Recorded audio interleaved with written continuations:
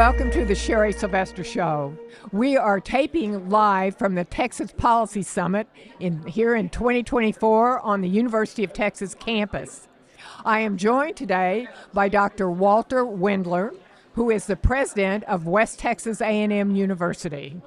Dr. Wendler came to West Texas University after being the chancellor at Southern Illinois University in Carbondale. He graduated from Texas A&M, attended University of California at Berkeley, and has his PhD from the University of Texas. Dr. Wendler, thank you so much for being here today. We have been talking for the last hour about the impact of so-called diversity, equity, and inclusion on college campuses. And you said in our panel that you had closed down a DEI office at WT. What happened when you did that? Was there any blowback? Sherry, first of all, thanks for having me. And on the closure of the DEI office, of course, we responded to the mandate that was provided by us, by the state legislature and our board and our chancellor.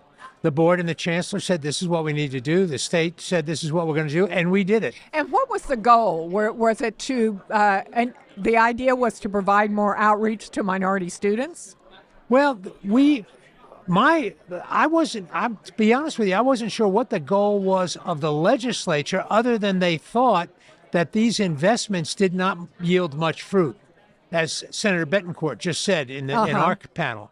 And I believe that that's true.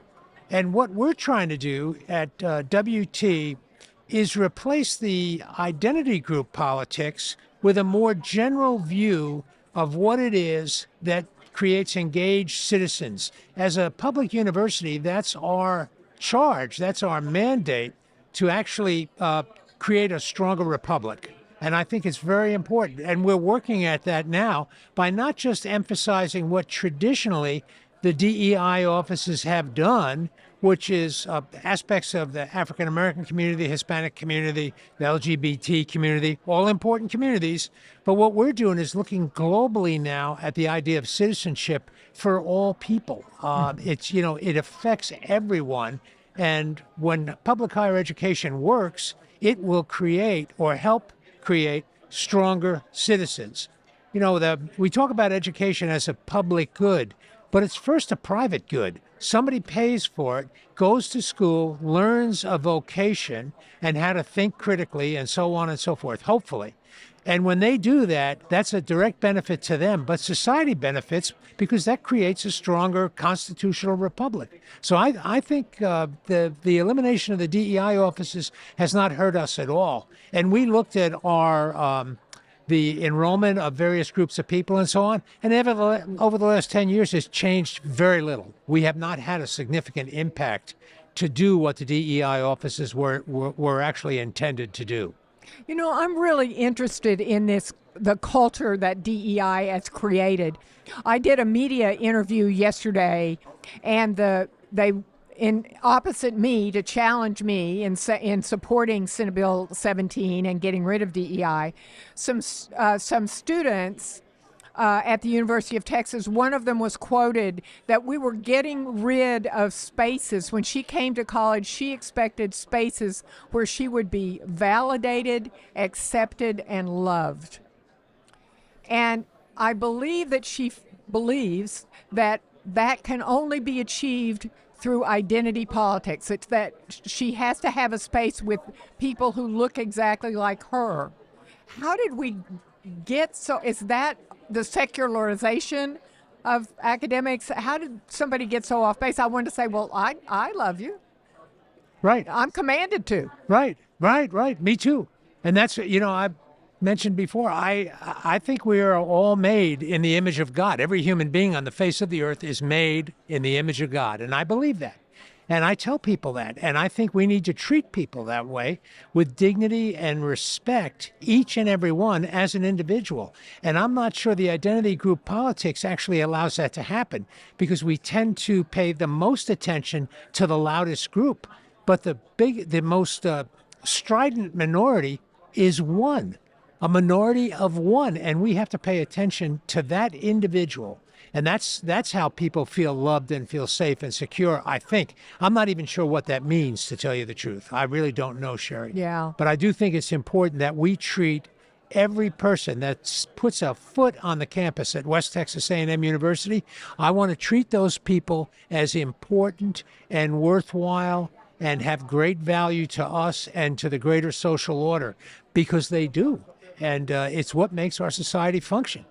It's really interesting. It's as if there's so much passion, a lot of it hate-filled, coming out of that ideology, and I think that's why there's been such a backlash to it. And I felt so hopeful in the learning about the establishment of the Hill Institute at WT, and what Dr. Justin Dyer was talking about, the Civitas Institute, and Dr. Polyakov. If students could get back to real debate on campus, nothing's more fun than debating with somebody who absolutely disagrees with you.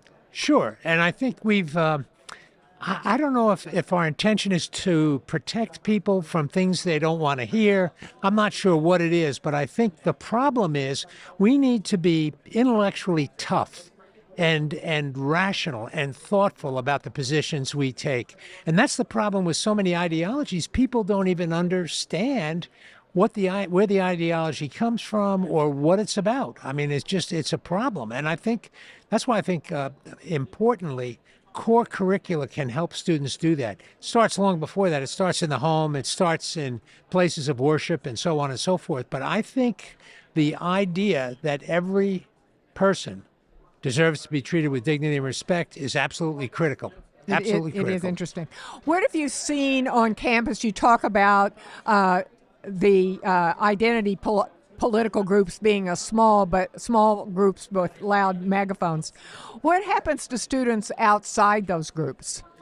Well, I think at WT, because of the nature of it, our students actually find ways to get engaged in the campus through things, clubs and organizations, campus ministries. Our campus is surrounded with various ministerial organizations, and people engage those, and they find a way to create a cultural experience, an emotional experience, and an intellectual experience.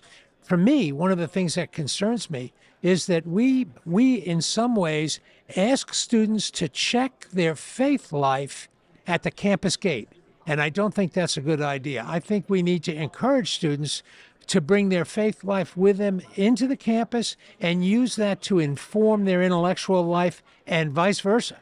I think a blind adherence to either the mind or the heart is not a good idea. I think it needs to be balanced, and I think that's what we try to model for our students at WT. And by the way, we're not perfect at it.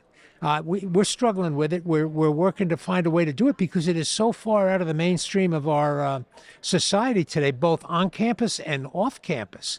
People just stay away from things that create consternation or that start an argument. And I think we need not be afraid of that. You know, I'm interested. You and I have never talked about this before, but one of the other goals that we have and have had for decades at TPPF is to close the gap between white students and minority students. That's the whole purpose of our school choice initiative, because we want every kid to be in a school that would best serve them. But and we also argue that you can't suddenly fix that at the college level. No. But as an educator, what kinds of things would you put in place? Well, one of the things we're trying to do, for example, we have a goal, and right now it's a soft goal, but it's the direction we're going. We want to be the most homeschool-friendly university in the state of Texas, and we are working with the Texas Homeschool Coalition to find ways to to welcome and integrate homeschool students into the college campus. And by the way, part of this is selfish on my part. The fact of the matter is homeschool students actually perform better than do students from the general population, and they perform better on standardized tests. Their GPAs are higher after the freshman year, and the freshman to sophomore retention rate, which is very important in university life, is higher. And that's not me saying that. That is the fact of homeschool. Plus, the number of homeschool students is continuing to rise. It's somewhere between 7 and 10% of the high school graduates in Texas last year were homeschool students. So we want to be appealing to those students. It's hard for us to compete with the bigs, with Texas A&M, my alma mater, the University of Texas, my other alma mater. Those are very difficult schools because they're big, they're beautiful campuses. We have a beautiful campus too, but there's so much attractive about those big schools. And we want to find ways to compete by looking at niches where students are coming from that we think will make good students. And Sherry, for me, I want the students that we bring into WT to actually affect the university. I want the students to help make WT a better university. We always seem to think that's the job of the faculty and the administration and so on. It's the job of the students too. And I want to bring in tough-minded students who work hard, who challenge each other in their thought processes. This is absolutely critical to me. And I think it's what a good university does. Yeah, and of course, homeschooling in the last year has just skyrocketed among minorities. Oh, I know. I saw the data from Atlanta, the city of Atlanta, and it is amazing how many African American families are homeschooling students now. And what we get on the 6 o'clock news doesn't tell that story. No. And it's a very important story. A very important story. Well, you talk about competing with the bigs, and I think we forget that universities are competitive and that we're currently dealing with a lot of enrollment declines. Yes, ma'am. What do you think the cause of that? I mean, people look at me and say, well, it's DEI. I'm not sure it is DEI. I think it may be a lot of other things going on in the culture. I think there's a lot of things. First, if you watch the news or read the paper, there's this constant reminder that universities may not be doing a very good job of producing employment-ready graduates. And when push comes to shove, people come to college because they want a better life experience, which includes a good job with a decent salary and so on and so forth. That's reason number one. Reason number two, the birth rate is declining. I mean, we're just not producing as many babies as we used to. Texas does a pretty good job, but that's why South Carolina and Alabama and Mississippi and Oklahoma, they're all over in Texas recruiting Texas students because we are still producing students. And I think if I didn't lose count, number 4 is that the college readiness of many high school graduates is not what it used to be. I think when Rick Perry was governor, he instituted a policy whereby the default curriculum was a college prep curriculum, and a student could opt out of it into a general academic curriculum. And for a lot of first-gen families and so on, that was a good message because it said, look, if your student, son or daughter, takes these courses, they'll be more likely to be college ready than if they took the general preparation. So I think there's a number of factors, and of course, I think some people just think that the universities have sort of abandoned the basic mission. They don't talk about patriotism and family and the value of a community and trust and the basic values. I think we have to pay attention to that. It's really interesting. I was on a panel, a media group panel, and they were talking about Gen Z's not voting, and they did some polling of them, and a big chunk, 30-40% of Generation Z's felt that they were not informed enough to vote. See, and that's a very sad thing. And that's where courses we talked about courses in history, courses in government, state and local government, national government. Those courses are important because you don't have to be a rocket scientist to have a good idea about certain pieces of legislation. There are some that are complicated, but many of them, just with a good reading knowledge of the issues, you can make an intelligent choice about what you think is best, but not if it's never encouraged in the university. And unfortunately, I fear in too many high schools, it's not encouraged either. I mean, I've seen some of these test questions that they give to high schools, and sometimes I think it's stuff that's made up for the internet, but they'll ask a student or a group of students, when was the War of 1812, and half of them get it wrong, that kind of thing. I think it's ludicrous. But the fact of the matter is, I think the basics in history and political science, we are neglecting those at our peril. I think it's a terrible mistake because I don't think we're creating people that can participate as informed citizens. And that, the founding fathers all talked about how important education was, and it hasn't changed. I mean, it's still important. Well, and in Texas, we have no excuse. It's actually, I'm not sure if you're aware of this, you may be, but in Texas, every high school principal is a deputy registrar. And if there are kids in his or her school that are 18, it is their responsibility to make sure they register. And I believe that's one of the reasons why, one of the things that the percentage of people that vote is so low, because anybody that's 18 in high school has to register to vote. So all those people are registered. But then they don't vote. But then because 40% of them don't feel prepared. I didn't know that, Sherry. That's an interesting. I just learned it. I'm telling everyone because I didn't. That's the law interesting. was made in the 50s. Isn't that interesting?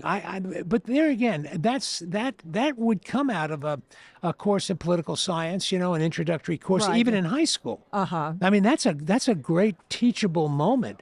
Why are we encouraging you to register to vote? Why do we do that? Because Right. you can make a difference, and I Right. think for me that's engaged citizenship. Yeah, or even if you're just one of these people that's walking around boiling mad, Right. that's a place that you can mark it down. You Yeah, know? no, Count that's me right. as a no. Yeah, right, exactly. No, it's true. I feel that way when I walk into the polls. I'm getting a chance to cast, and I never feel like that's a waste of time.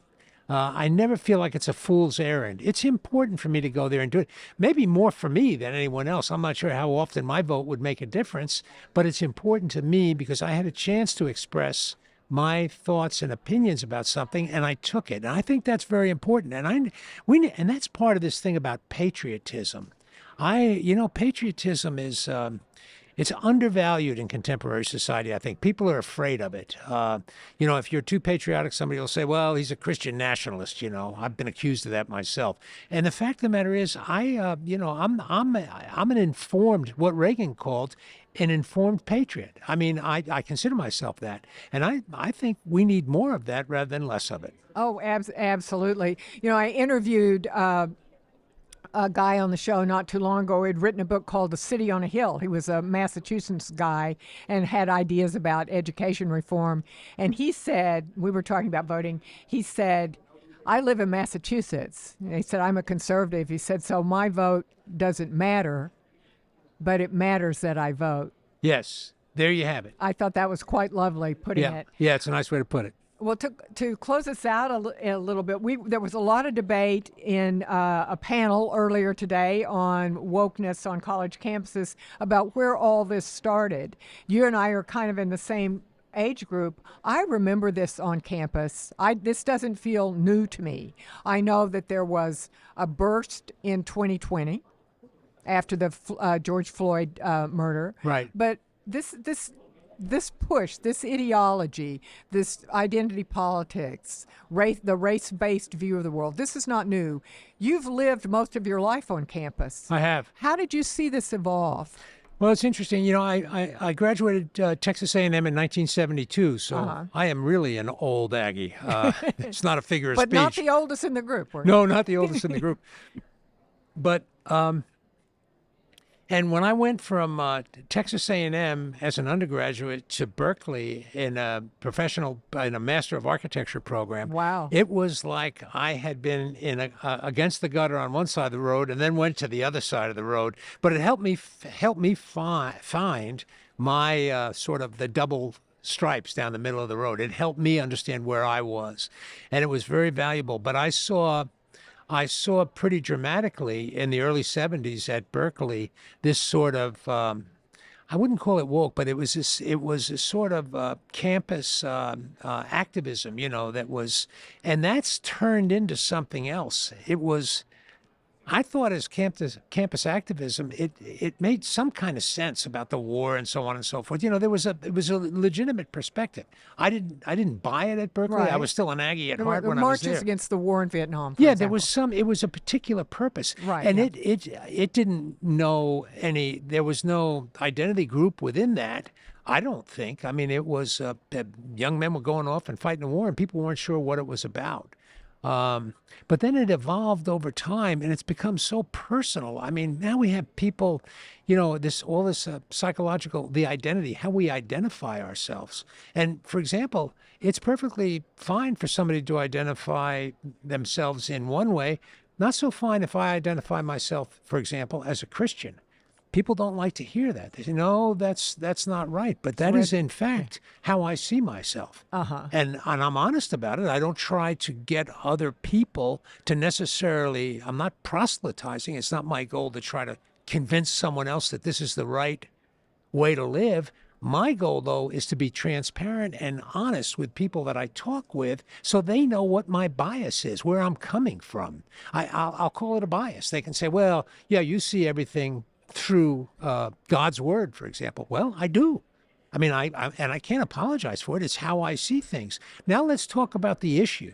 Whatever the issue is, if the issue is green energy, we'll talk about it. I'm telling you, I'm coming at it from a different view than you might be if you believe something else. I think it's perfectly fine to have those discussions. And I think in some ways we have push that away from the center of the campus so we all have to agree on something, and there's a standard. That's what we're talking about when some of the schools have the DEI statements. I mean, that is basically trying to institutionalize or memorialize a particular point of view, and I don't think it's right. I think we need to be open to all points of view on a university campus. And it creates kind of a vacuum because people don't know what they're against. I mean, I have so many arguments with people about the issues that are incendiary issues, social issues, energy issues, issues of economics and poverty. And they're always enlightened because they don't know the conservative argument. Right.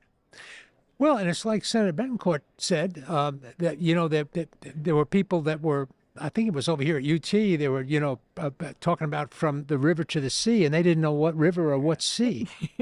And that's like when the War of 1812 was. You have to know what river and what sea, or the discussions don't make any sense. Right. And where you fall on with the propriety of any views on that is up for a lot of discussion, obviously, and debate. And I have a very strong opinion what I think is right. But you got to know what river you're talking about and the sea that you're talking about and why those two geological features are important. I mean, it's part of our history and Western culture.